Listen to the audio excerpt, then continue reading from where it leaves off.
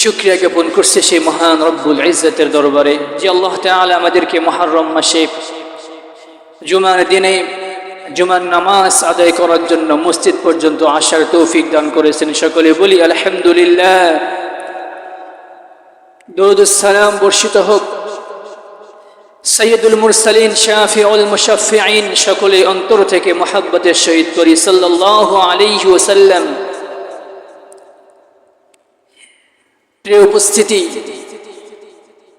মুহররম মাস গুরুত্বপূর্ণ মাস। আরবি বছরের শুরুর মাস, প্রথম মাস মুহররম মাস। এই মাসের মধ্যে আল্লাহ তাআলা অনেক ঘটনাই ঘটাইছেন। তার থেকে সবচাইতে উল্লেখযোগ্য ঘটনা হচ্ছে আল্লাহ তাআলা বনি ইসরাইলকে, হযরতে মূসা আলাইহিস সালাতু ওয়াস সালামকে, ওই জামানার সবচাইতে বড় দুশমন আল্লাহ পাকের, সবচাইতে বড় গাদ্দার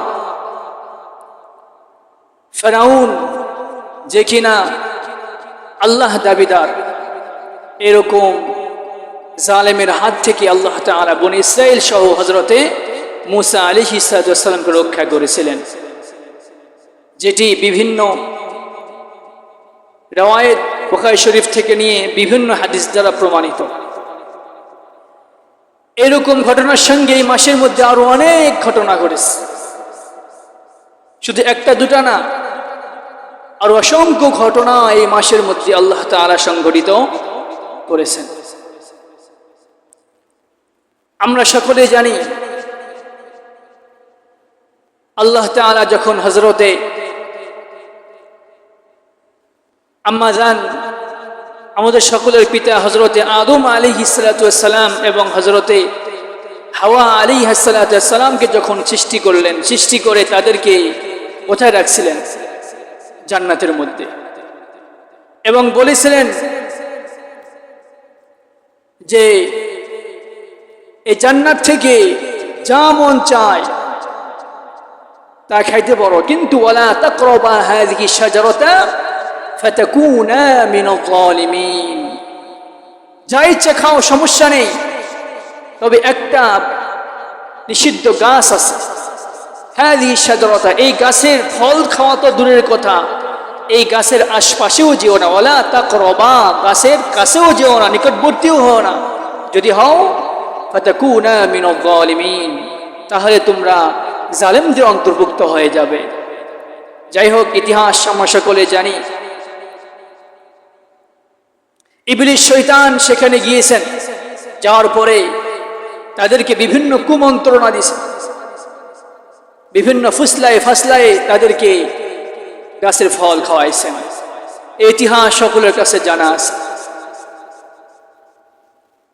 গাছের ফল খাওয়ার সঙ্গে সঙ্গে জান্নাতের পোশাক সবগুলো খুলে গেছে, পায়খানার ব্যাগ দিছে, পায়খানার চাপ দিয়েছে, যেগুলো দুনিয়ার মধ্যে একজন মানুষ যে সমস্যাগুলো সম্মুখীন হয়, এই সমস্যাগুলো সম্মুখীন হওয়া শুরু করছেন জান্নাতের মধ্যে। আল্লাহ তাআলা বললেন, হে আদম, বাথরুমে চাপ দিস, বিভিন্ন সমস্যার সম্মুখীন হচ্ছ, এই সমস্যাগুলো নিরসনের জায়গা জান্নাত নয়। এই সমস্যাগুলো থেকে নিরসন করতে হলে, এই সমস্যাগুলো থেকে বের হয়ে আসতে হলে তোমাদেরকে যাইতে হবে কোথায়? দুনিয়াতে। আল্লাহ তাআলা সেখান থেকে হযরতে আদম আলাইহিস সালাম, আম্মা জান হাওয়া আলাইহিস সালামকে দুনিয়াতে পাঠাইলেন। আপনারা বলুন তো, তাহারা আল্লাহ পাকের অবাধ্য হয়েছিলেন কি হয়েছিলেন না? এই জন্য হাদিসের মধ্যে আছে, ক্বালা রাসূলুল্লাহ সাল্লাল্লাহু আলাইহি ওয়াসাল্লাম, আউয়ালুন নাস, পৃথিবীর মধ্যে যে প্রথম দুই মানব ও দুই মানবী প্রথম ভুলের শিকার হয়েছিলেন। হযরতে আম্মা জান হাওয়া এবং আদম আলাইহিস সালাম, তাহারাই প্রথম মানুষ, তাহারাই ভুলের শিকার হয়েছিলেন। মানুষ ভুলের ঊর্ধ্বে নয়। অবশ্যই মানুষ বলতেই ভুল, তবে ভুল করে চুপ থাকলে হবে না, হাদিসের মধ্যে আছে।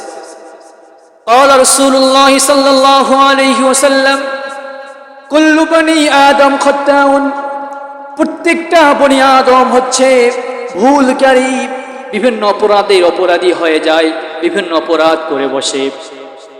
নবীজি সাল্লাল্লাহু আলাইহি ওয়াসাল্লাম তারপরে বলেন খায়রুল খাত্তাইনা তাওয়াবুন, আর ভুলকারীদের থেকে সর্বোৎকৃষ্ট মানের ব্যক্তি হলো যারা ভুল করার পরে ভুল থেকে আবার তওবা করে। বলুন সুবহানাল্লাহ। ভুল হয়ে গেছে সমস্যা নেই, তবে এই ভুল কাজ থেকে আমাদেরকে আবার তওবা করে ফিরে আসতে হবে। এই ব্যক্তিগুলোই হচ্ছে আল্লাহ পাকের নিকট সবচাইতে প্রিয় মাহবুব বান্দা। হযরত আদম আলাইহিস সালাতু ওয়াস সালাম নিজের ভুল বুঝতে পারলেন। নিজের ভুল বুঝতে পেরে রব্বে কারীমের নিকট সব সময় দোয়া করতে লাগলেন।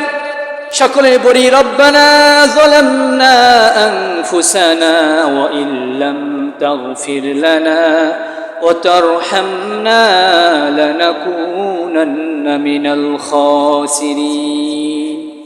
সকলে পড়ি রব্বানা, আওয়াজ দিয়ে বলি রব্বানা যালামনা আনফুসানা وإن لم تغفر لنا وترحمنا لنكونن من الخاسرين। أي الله تعالى ربنا أي الله تعالى হে আমাদের প্রতিপালক, হে আমাদের রব, যালামনা আনফুসানা, আমরা আমাদের উপরে জুলুম করেছি, ব্যভিচার আমরা আমাদের উপর অনেক বড় জুলুম করেছি। ওয়া ইন লাম তাগফির লানা, আল্লাহ তাআলা যদি আপনি আমাদেরকে মাফ করে না দেন, ক্ষমা করে না দেন, লানাকুনান্না মিনাল খাসিরিন, তাহলে কিয়ামতের ময়দানে আমরা অনেক বড় ক্ষতিগ্রস্তদের থেকে অন্তর্ভুক্ত হব। আয় রব, ভুল করেছি, ক্ষমা করে দেন। আল্লাহ তাআলা এই মুহররম মাসের 10 তারিখে হযরতে আদম আলাইহিস সালাতু ওয়াস সালামের তওবা কবুল করেন। তওবা কবুল করে তাদের এই গুনাহ থেকে তাদেরকে মাফ করে দেন। বলুন সুবহানাল্লাহ। আল্লাহ তাআলা এই মুহররম মাসের 10 তারিখেই তাদেরকে মাফ করে দিয়েছিলেন।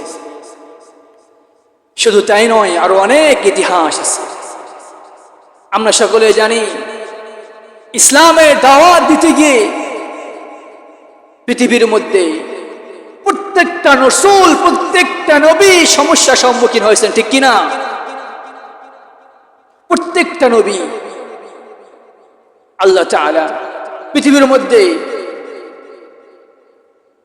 আল্লাহ পাক নিজেই বলতেছেন ইয়া হাসরাতান আলা ইবাদ। কি আশ্চর্য কথা!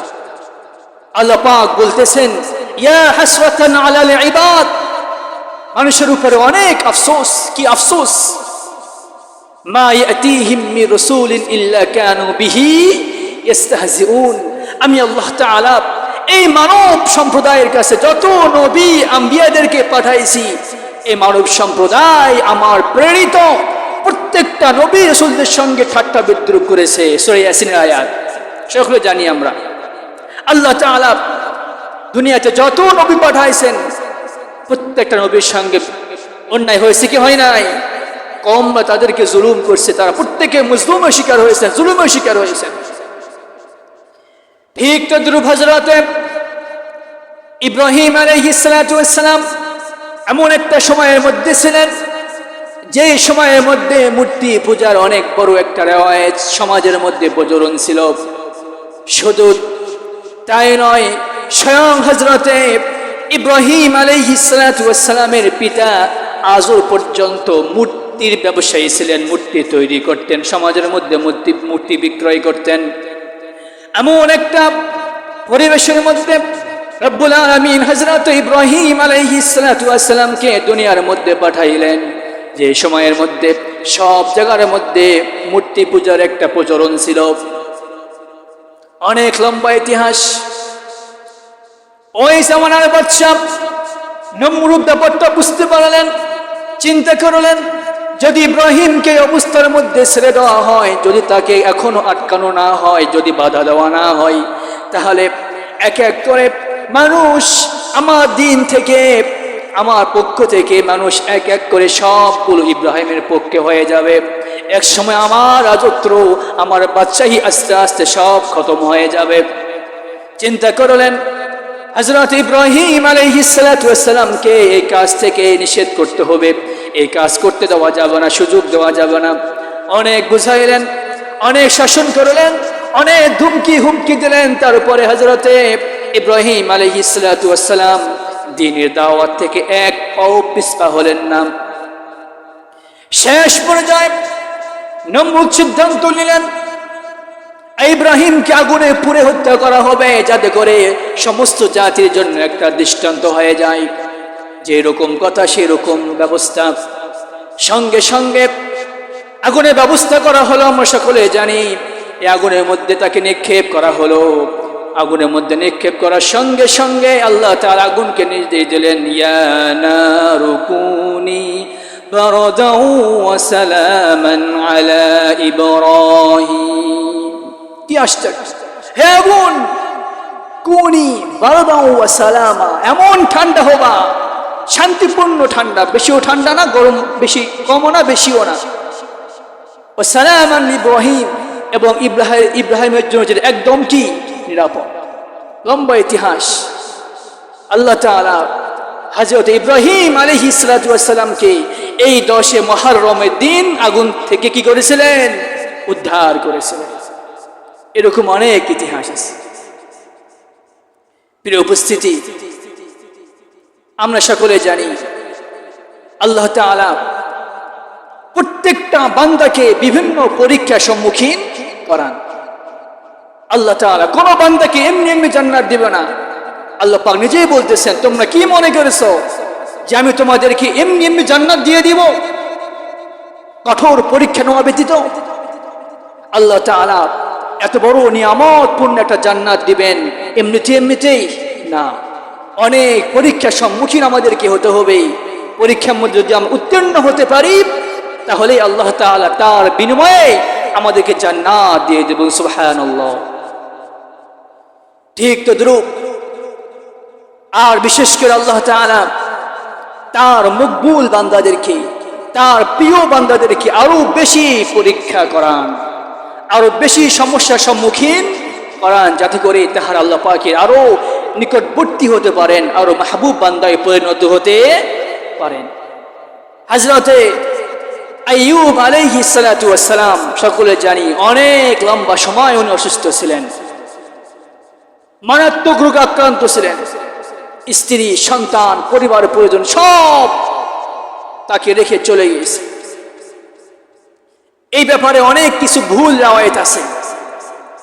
অনেকে মনে করেন বা বিভিন্ন ব্যক্তিরা বলে থাকেন যে 12 বছর না, কেউ 18 বছরের কথাও বলেন, কেউ 12 বছর বলেন, আবার কেউ বলছিলেন এরকম রাওয়ায়াত, এরকম কথা শোনা যায় যে তার গায়ে পোকা ধরে কুস্তু খসে খসে পড়ে যাচ্ছিল। যখন পোকা জিবার মধ্যে আসলো, তখন বললেন, আল্লাহ তাআলা আমার জিবার মধ্যে পোকা দিয়েন না, এই জন্য যাতে করে আমি আপনার জিকির করতে পারি। এই সমস্ত রাওয়ায়াতগুলা সবগুলা হচ্ছে ভুল রাওয়ায়াত। এই পোকা ধরা 12 বছর এরকম কোন তথ্য নির্ভরসূত্র তথ্য পাওয়া যায় না। শুধু এতটুকু পাওয়া যায় যে উনি অনেক মারাত্মক রোগে আক্রান্ত ছিলেন এবং এই রোগটা অনেক দীর্ঘায়ী ছিল। কত বছর, কি রোগ, এইরকম কোনো বর্ণনা পাওয়া যায় না। এবং তার সন্তান, পরিবার পরিজন তাদেরকে রেখে চলে গিয়েছিলেন, এতটুকু পাওয়া যায়। কিন্তু আমরা অনেক একটু বাড়াই বলি। আল্লাহ তাআলা হযরতে আইয়ুব আলাইহিস সালাতু ওয়াস সালামকে বললেন, হে আইয়ুব, উনি দোয়া করেছিলেন। আল্লাহ পাক বলতেছেন, আন্নী মাসানিয়াদ দুররু, আই রব আমার অনেক কষ্ট হচ্ছে। একজন নবী এরকম দোয়া কেমনে করতে পারেন? আন্নী মাসানিয়াদ দুররু, আই রব আমার অনেক কষ্ট হচ্ছে। ও আনতা আরহামুর রাহিমিন, আর তুমি তো আরহামুর রাহিমিন, আমাকে রহম করে, আমাকে মাফ করে দাও, আমাকে সুস্থ করে দাও। আল্লাহ পাক দোয়া কবুল করলেন। আল্লাহ তাআলা হযরতে আইয়ুব আলাইহিস সালাতু ওয়াস সালামকে রোগ মুক্তি করে দিয়েছিলেন এই মুহররম মাসে। বলুন সুবহানাল্লাহ। অসংখ্য নজির আছে এরকম। আমরা সকলে জানি চারজন বাদশাহ গোটা পৃথিবী শাসন করেছিলেন। কয়জন বাদশাহ? চারজন। দুইজন মুসলমান আর দুইজন কি বিধর্মী। এক নম্বর হচ্ছেন হযরতে সুলাইমান আলাইহিস সালাতু ওয়াস সালাম, দুই নম্বরে হযরতে বাদশাহ যুলকারনাইন রাহমাতুল্লাহি আলাইহি, আর দুইজন হচ্ছে এই নমরুদ আর একটাকে বুখতে-নসর। এই চারজন ব্যক্তি গোটা পৃথিবীকে শাসন করেছিলেন। হযরতে হাদিসের মধ্যে আছে হযরতে সুলাইমান আলাইহিস সালাতু ওয়াস সালাম রবের কাছে দোয়া করেছিলেন, বলছিলেন ইয়া রব্বি, হে আমার রব, ইগফিরলি, আমারে মাফ করে দাও, ওয়াহাবিলি মুলকান, আমাকে এমন একটা রাজত্ব দিও, আমাকে এমন একটা বাদশাহী দিও, লা ইয়ামবাগি লি আহাদিম মিন বাদি, যে রাজত্বের উপযুক্ত আমার পরে আর কেউ না, আর কেউ হবে না। এই রাজত্বের উপযুক্ত একমাত্র আমি থাকবো, আমি হব, আমার পরে এইরকম রাজত্ব কাউকে দেওয়া যাবে না। যেই রকম দোয়া করলেন আল্লাহ তাআলা সঙ্গে সঙ্গে তার দোয়া কবুল করলেন। তার দোয়া যে দিনে কবুল করেছিলেন সেই দিনটি হচ্ছে মুহররম মাসের 10 তারিখ। বলুন সুবহানাল্লাহ। আল্লাহ তাআলা তাকে রাজত্ব দিয়ে দিলেন, এমন রাজত্ব শুধুমাত্র এই খাতামাশ দেওয়া পরি, পৃথিবীর মধ্যে জিন, পরি, পশু পাখি, এমনকি বাতাস পর্যন্ত তার গোলাম ছিলেন। বলুন সুবহানাল্লাহ। কি পর্যন্ত? বাতাস। বাতাসকে যা আদেশ করতেন বাতাস সঙ্গে সঙ্গে তা মেনে নিতেন। যদি বাতাসকে বলতেন বাতাস আমার সিংহাসনকে উড়িয়ে অমুক জায়গায় নিয়ে যাও, বাতাস এক মুহূর্ত দেরি করতেন না, সঙ্গে সঙ্গে তার সিংহাসনকে উড়িয়ে যেখানে বলতেন সেখানে নিয়ে যেতেন। অনেক বড় ইতিহাস। আল্লাহ তাআলা তাকে এই পুরস্কার কেন দিয়েছেন আরো একটা ঘটনাও আছে। হযরত সুলাইমান আলাইহিস সালাতু ওয়াস সালাম তার জীবনেতে পাওয়া যায় আসরের আগ মুহূর্তে তিনি এক সময় তার ঘোড়াদেরকে খাওয়ার কাজে ব্যস্ত হয়ে গেলেন। অনেকগুলো ঘোড়া একটার পর একটা প্রত্যেকটা ঘোড়াকে উনি খাবার দিচ্ছেন। খাবার দিতে গিয়ে হঠাৎ করে লক্ষ্য করলেন আসরের রক্ত পার হয়ে চলে গেছে, নামাজটা কাজা হয়ে গেল। তখন হযরতে সুলাইমান আলাইহিস সালাতু ওয়াস সালাম চিন্তা করলেন, হায়রে, সামান্য ঘোড়ার জন্য, দুনিয়ার জন্য আমি আমার রবে এত বড় অবাধ্য হলাম, আসরের নামাজটা কাজা করে ফেললাম। আমি যে ঘোড়ার জন্য আমি আমার জীবন থেকে আসরের নামাজকে কাজা করে ফেললাম, আমি ঘোড়াগুলোকে আর রাখবো না। সমস্ত ঘোড়াগুলোকে উনি আল্লাহ পাকের নামে কুরবানি করেছেন। বলুন সুবহানাল্লাহ। আল্লাহ তাআলার এই কাজটা খুব পছন্দ হলো। আমার বান্দা তার ভুলের উপর অনুতপ্ত হয়ে তার সমস্ত ঘোড়াগুলারে আমার রাস্তা উৎসর্গ করে দিল। আমি তোমাকে এমন রাজত্ব দিব যে রাজত্ব ইতিপূর্বে কাউকে দেওয়া হয় নাই, এবং পরবর্তী টাইমেও আমি কাউকে এমন রাজত্ব আর দিব না। আল্লাহ পাক তাকে এমন রাজত্ব দিয়েছিলেন। প্রিয় উপস্থিতি, আরো অনেক কাহিনী আছে। আমরা সকলে জানি হযরতে ইউনূস আলাইহিস সালাতু ওয়াস সালামের কাহিনী সকলে জানি না আমরা? লম্বা ইতিহাস। হযরতে ইউনূস আলাইহিস সালাতু ওয়াস সালাম আল্লাহ পাকের মাহবুব নবী, প্রিয় নবী, মানুষদেরকে দ্বীনের দাওয়াত দিচ্ছেন। যেমন আমি কথা বলি, আপনাদের অনেক কথা বলতেছি, প্রায় 4 বছর যাবত এখানে আসি, অনেক নসিহত করতেছি, আর নামাজ, বিশেষ করে নামাজের কথা বারবার বলতেছি। কেউ শুনতেছেন? কেউ শোনেন না। দু একজন ব্যক্তি আলহামদুলিল্লাহ ফিরে আসতেছেন, অনেকেই, অধিকাংশ ব্যক্তিরাই ইমাম সাহেব কি বলতেছে কোনো কর্ণপাতের কোনো সুযোগ নেই, মন চায় যিনি দাবন করতেছি আমরা। ঠিক তদ্রূপ হযরত ইউনূস আলাইহিস সালাতু ওয়াস সালাম আল্লাহ পাকের প্রেরিত নবী, মানুষদেরকে দ্বীনের দাওয়াত দিচ্ছেন। দিনের পর দিন মানুষদেরকে দ্বীনের কাজ উৎসাহিত করতেছেন, একত্ববাদের দিকে দাওয়াত দিচ্ছেন, উলুহিয়তের দিকে দাওয়াত দিচ্ছেন। বলতেছেন ইয়া কওমি, হে আমার কওম, কুলু লা ইলাহা ইল্লাল্লাহ তুফলিহুন, তোমরা এই কথা স্বীকার করে নাও যে আল্লাহ তাআলা ছাড়া কোনো মাবুদ নেই, তাহলে তোমরা ধন্য হয়ে যাবা। কিন্তু এমন দাওয়াত দেওয়ার পরে, লম্বা টাইম দাওয়াত দেওয়ার পরে, কয়েক বছর দাওয়াত দেওয়ার পরে কোন মানুষ তার কথায় হেদায়েত হলেন না। আল্লাহ পাকের নবী হযরতে ইউনূস আলাইহিস সালাতু ওয়াস সালাম তার কওম থেকে মুখ ফিরায় নিলেন। তার কওম থেকে অনীহা দেখায় মনের কষ্ট সহ্য করতে না পেরে নিয়ত করলেন, সিদ্ধান্ত নিলেন, আমি আমার কওম থেকে বের হয়ে অন্য জায়গায় চলে যাব। আমি আমার কওমদেরকে এত বছর দিয়ে দাওয়াত দিলাম, কোনো ব্যক্তি দাওয়াত কবুল করলো না। এই সিদ্ধান্ত নেওয়ার পরে হযরত ইউনূস আলাইহিস সালাতু ওয়াস সালাম নিজ সম্প্রদায়কে পরিত্যাগ করে হাঁটতে শুরু করলেন। শুরু করতে করতে হঠাৎ করে সামনে একটা নদী পড়ে যায়। চিন্তা করলেন নদীর ওই পার চলে যাব। হঠাৎ করে নৌকা চলে আসলো, নৌকার মধ্যে উঠে বসলেন। নৌকার মধ্যে আরো অনেক যাত্রী ছিল, সকল যাত্রী নৌকার মধ্যে উঠে বসলো। হঠাৎ করে নৌকা চলতেছে, চলতে চলতে সমুদ্রের মাঝ পথে হঠাৎ করে ঝড় তুফান শুরু হয়ে গেল। এমন ঝড় তুফান যে কোনো মুহূর্তে নৌকা ডুবে যেতে পারে, এমন আশঙ্কা সকলেই করতেছে। হঠাৎ করে নাবিক চিন্তা করলেন নৌকার মধ্যে একটু ওজন বেড়ে গিয়েছে, ওজন কমাতে হবে। তখন নাবিক বলে উঠলেন, এখানে আমরা যে কয়জন ব্যক্তি নৌকার মধ্যে উঠেছি, যদি আমরা সকলেই থাকি তাহলে আশঙ্কা হচ্ছে নৌকাটা ডুবে যাবে। অতএব যে কোনো একজন ব্যক্তিকে নৌকা থেকে নামতে হবে। আপনারা বলুন তো ভাই, কেউ নামতে রাজি হবে? কেউ নামতে রাজি হবে?